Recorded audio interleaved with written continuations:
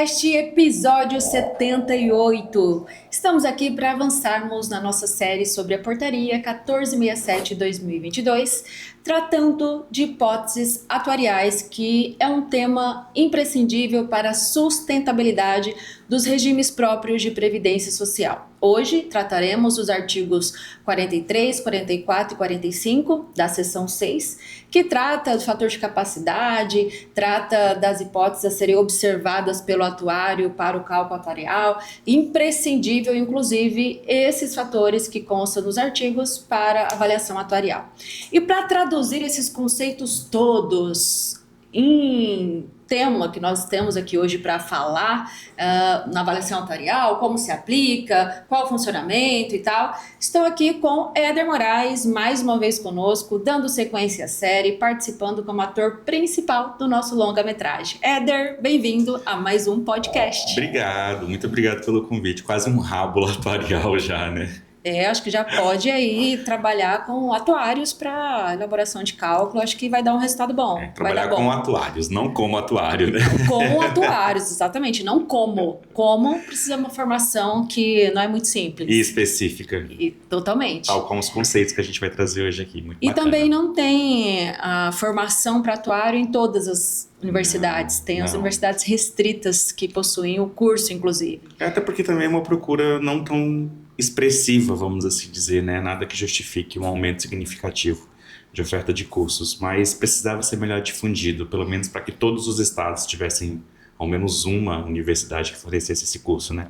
Porque a gente está falando de ciências atuariais e de cálculo atuarial no regime próprio, mas isso se aplica a uma infinidade. Seguros e outros também, que é importante ter essa projeção. É muito grande o volume de trabalho que se tem dentro do campo das ciências atuariais. E poucos profissionais formados, até mesmo pela escassez de cursos, que não é muito difundido e muito propagado, e nem muito conhecido. Eu mesmo conheci quando eu comecei a atuar com a RPPS. Eu também, não vou mentir. Nunca nem, sabe, assim, olha que eu sempre fui das ciências econômicas, né?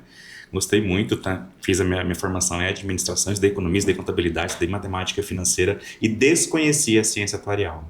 Então nós passamos a conhecer com regimes próprios, acredito que a grande maioria esmagadora das pessoas também passaram a conhecer atuando no tema, mas é algo que precisa ser mais difundido. Com toda certeza. E eu vejo assim um curso que tem um campo de conhecimento amplo. Ele abre o horizonte para que você entenda um conceito econômico e macroeconômico de um modo diferente, né? Até para você trazer para o seu dia a dia, eu acredito que o seu orçamento doméstico, o seu orçamento domiciliar vem com um peso diferente, o seu próprio planejamento, né? Hoje é muito comum nós vermos influenciadores da área do financeiro trazendo dica de como você construir sua reserva de emergência, no que investir, aí os métodos 50, 30, 20, e dentre outros, milhares, centenas de milhares de métodos de economia pessoal, só que muito pouco fundamentado, muito pouco embasado, não traz assim um conceito de como aquilo se chegou. Nível de profundidade. Exato. Que traga o detalhamento um pouco sensacionalista mais rico, né, ainda. digamos, mais rico. Então acaba sendo um pouco mais raso, digamos assim. Isso. E tendencioso, né? É natural, porque assim, a tendência é para aquilo que eu quero vender, aquilo que eu quero mostrar, ou aquilo que eu permito que as pessoas saibam. Então acaba tendo a tendência... Que não é nosso caso. Exatamente, pelo contrário, nós queremos tendencioso. Aprofundar o máximo possível, porque nós estamos fomentando o conhecimento. E para fomentar o conhecimento, você tem que descer o nível de profundidade. Influenciando muito maior. Bem. Exato. Mas vamos lá então. Vamos embora. O que o artigo 43 da portaria estabelece sobre o fator de capacidade, trazendo para a avaliação atuarial, trazendo para o cálculo? Existe uma premissa de que a aposentadoria ela é feita para durar, né? E não se sabe quanto tempo depois de concedido esse benefício vai durar. Eu preciso calcular quanto isso vai me custar ao longo do tempo. Então, quando eu trago a questão do fator de capacidade, a gente deve considerar que ele é inverso à questão da inflação, né? Quanto maior a minha inflação, menor o meu poder de compra. Então, assim, a inflação ela corrói o meu fator de capacidade. Então, quando eu vou estabelecer um fator de capacidade dentro do cálculo atuarial, dentro das minhas hipóteses atuariais, eu preciso considerar os parâmetros econômicos divulgados oficialmente pelo IBGE. Eu não posso criar um fator desassociado da inflação real, né? Porque isso vai me trazer total distorção de quanto de fato esse benefício vai me custar. Então, assim, o 43 ele não conceitua o que é o fator de capacidade, apesar da gente já ter colocado aqui, né?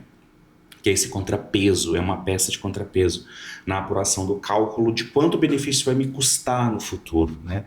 Então o 43 ele traz essa visão, ele, ó, você vai usar o fator de capacidade e esse fator de capacidade é a taxa de quanto custa o seu benefício, tá? Quanto vai custar esse benefício previdenciário e isso tem que ser acompanhado da inflação ao longo do tempo. Então é uma projeção oficial de inflação, não posso fugir daquilo. Nada no cálculo Mesmo atuarial a porque gente os foge. salários considerados também os efetivos, podemos Sim. colocar se ele não é uma constante. Não. Então você precisa observar a inflação até para fazer a projeção ao longo do tempo, olhando para esse fator. E aí o 43 traz mais essa âncora, mais esse parâmetro para não deixar nada passar, como eu diria assim, apurado de maneira empírica, né? Então assim, não há empírico aqui. Precisa ter um fator de fato calculado com base em índices oficiais. Aí, ok, calculado com base em índices oficiais, até para não considerar tanto os salários quanto os benefícios de forma constante, mas sim olhando para a inflação. E aí o artigo 44 ele já vem trazer o impacto ou a exigência, ou qual é a exigência que ele traz em relação ao cálculo pela média das remunerações. Aí já é muito mais simples, né? O que ele pede de fato é que no relatório atuarial conste qual foi o caminho percorrido para se chegar naquele valor médio. Não é dizer que o valor médio do meu benefício é X, né? Principalmente depois da reforma da Previdência, que a gente teve a desconstitucionalização dos nossos benefícios previdenciários, né? As pessoas usam média aritmética simples, antes embasados somente na 10887, né, que previa os 80% maiores, mas nós tivemos RPPs que criaram transições com as 90% maiores, outros seguiram a União, pegou 100% das remunerações de contribuição, mas incluiu o artigo 26, que permite o descarte, né? Então, o 44 ele só está dizendo que isso precisa estar descrito nos mínimos detalhes lá, né? No relatório técnico atuarial, como foi a metodologia para se chegar a esse valor médio dos benefícios concedidos. Essa metodologia, ela estabelece basicamente o que nós temos, digamos assim. Basicamente não, seria uma analogia. Sim. Uma planilha de cálculo para chegar no valor da média. Porque Exato. Eu pego as remunerações, eu atualizo as remunerações com os índices e tal, apuro o montante, calculo a média e depois eu desço para o cálculo do benefício. E aí quando a gente vê a inconstância, vamos assim dizer, depois que abriu-se a possibilidade de legislação, nós temos a RPPS que criou transição do cálculo da média. Admitidos até a reforma ficam quase 80%, mesmo em regra permanente, né, que após reforma, abre aspas, transição. Admitidos após, vão seguir 100%, e aí já caberia o descarte. Alguns colocaram limitação da média ao cargo efetivo, outros não, só que o valor do benefício não pode ser superior ao cargo efetivo. Alguns limitaram a média, né, a proporção do benefício à média a 100%, Alguns outros não limite, limitaram a 100%. pode ultrapassar, inclusive. Então, assim, e se você pegar o nosso histórico, os nossos episódios anteriores, a gente sempre traz essa questão da comparação, de eu poder comparar meus cálculos atuariais, né, entre outros RPPS ou o próprio RPPS fazer essa comparação. Então, se o atuário não descrever como foi que ele chegou, como o RPPS chega àquela média, é impossível rastrear e comparar. E para você ver, você colocou essa questão, e muito bem colocado, por sinal, em relação às formas com que foram legisladas nos RPPS. E essas formas, naquele RPPS, por exemplo, que não tem limitação, Sim. Quer dizer que a média pode superar o valor do cargo efetivo. Exato. Ele pode ter um impacto maior no cálculo atuarial, porque tinha uma limitação anterior da emenda 41 e etc. E aí os cálculos ficavam com essa limitação. Sim. Aí pode ser que naqueles cálculos, na vigência das emendas anteriores, a projeção poderia ser no montante X. E com o cálculo agora, sem as limitações, pode ter a diferença dessa projeção do benefício, considerando que não há mais os limites. Então, e aí que vem, né? A gente vem numa crescente, vamos dizer assim, mesmo na segregação da massa, do simples e do capitalizado, com aquela falsa ideia de que o capitalizado, o próprio segurado, está fazendo a sua poupança para o pagamento do seu benefício. Mas a gente sabe que não. A gente sabe que não. Ainda há a solidariedade entre os participantes do regime, né? E por mais que ele verteu contribuições por mais tempo, né, trouxe de outro regime, isso vai trazer um impacto no passivo atuarial, né? Isso vai trazer um impacto, não há como não trazer, né? Eu vinha calculando sempre ali limitado ao meu cargo efetivo, independente do que aconteça, sempre ao meu cargo efetivo. De repente eu rompo essa barreira e eu já tenho servidores no risco eminente que amanhã podem se aposentar, e ao se aposentar o valor do benefício é maior que o cargo. Enfim, todas essas situações, né, que o relatório deve constar é justamente para que eu consiga trazer esse nível de comparação. E a rastreabilidade da própria NTA contendo todos esses cálculos utilizados, a forma, os índices, o que foi considerado, todos os parâmetros. Todos os parâmetros. Todas as premissas descritos, estabelecidas. né, e aí você consegue comparar, fiscalizar, que nós comentamos nos episódios anteriores. Perfeitamente. E aí foi colocado, falamos primeiro do fator, que é a inflação a ser considerada, falamos da média das remunerações, e em relação ao teto, o que muda ou o que é considerado, que o artigo 45 nos traz. É interessante, eu até trouxe aqui para fazer a leitura da redação do 45, porque é muito próximo, né? Teve uma alteração dela em dezembro de 24, com a portaria 3.811. O original falava: para a projeção do valor limite máximo dos benefícios do RGPS, deverá ser utilizada a grade de parâmetros do artigo 43, ou seja, remeteu inflação, sim, né? Índices oficiais de inflação. Na nova redação, é a mesma coisa, só que ela traz o quê? Ela especifica o seguinte: é vedada a utilização de hipótese de taxa real de crescimento. Ou seja, eu prevejo aqui o aumento da inflação com base em índices oficiais, mas eu não posso colocar taxa de crescimento real. Né? Eu não posso. Isso já traz a mesma perspectiva que já é utilizada há alguns anos para reajuste do salário mínimo, tá? Perdão, não do salário mínimo, do teto do regime geral. Porque qual é a diferença do reajustamento do salário mínimo para o teto do regime geral? No salário mínimo, eu tenho o crescimento real, porque eu tenho a recomposição inflacionária mais um percentual relacionado ao crescimento do PIB. Né? Isso foi assim até o governo anterior, né? Aí no governo anterior isso foi retirado e nesse governo atual foi recolocado esse crescimento real. Então, eu acredito que quando ele trouxe essa nova redação em 2024 foi justamente por isso. Porque lá em 22 tinha-se a mesma taxa, vamos dizer assim, o mesmo parâmetro de crescimento do mínimo e do teto. Né? Com a transição de governo, houve essa quebra. O salário mínimo começou a crescer mais do que a inflação. Então, houve-se a necessidade da inclusão, da alteração desse artigo. Então, o teto do regime geral também, o seu crescimento é somente com a inflação. Não se permite criar uma taxa de crescimento real, não há ganho real no regime. E a gente pega até um gancho lá desde o início da emenda 41, que ele nunca falou em reajustamento, ele nunca reajustou. Né? É sempre preservação do valor real. Então é só uma recomposição inflacionária, não há ganho real. Porque se considerar a taxa de crescimento real, pode haver aí uma previsão excessivamente positiva e causar distorções na avaliação atuarial. Causam distorções porque o teto do regime geral é utilizado como parâmetro na concessão de benefícios, né? Quem não reformou a pensão por morte é o teto e 70 do que excede, previdência complementar é até o teto, a pensão por morte mesmo pós-reforma, se o dependente inválido ou com deficiência também balizado no teto, então eu posso majorar valor de benefícios ao qual a gente sabe que isso não vai existir. Exato. E para fechar, uma última perguntinha acerca dos artigos 43, 44, 45. Qual a importância desses artigos para a governança e segurança do RPPS? A gente já falou um pouquinho até, né? Sim, a questão sim. da rastreabilidade, da comparabilidade, né? Você pode perceber que quando a gente fala em cálculo atuarial, a gente segue muito a NTA, né? A nota, o relatório, enfim, como é que a gente preferir chamar esse documento, o quão importante ele é. Porque é ele quem traz a segurança, a conformidade do que vai ser aplicado no cálculo atuarial. Então, esses artigos, eles trazem âncoras, né? Ele traz ali um farol, ele traz um cheque para dizer, olha, você pode seguir por aqui, mas é por aqui. Você pode seguir por aqui, você pode ir, mas é por aqui. E a gente ainda vai conversar sobre outros assuntos que sempre vai remeter a essa questão de governança, de compliance, de conformidade, de parâmetro, de eu buscar cálculos distintos, de RPPS distintos, de regiões distintas, e ainda assim eu consegui comparar a saúde de um RPPS ou com outro. Quando eu tenho o índice de saúde previdenciária nacional, né? O ISP. Como é que eu ia calcular isso se cada um estabelecesse parâmetros distintos? Porque é respeitada a região, é respeitada, né, a característica da população, da massa. Sim.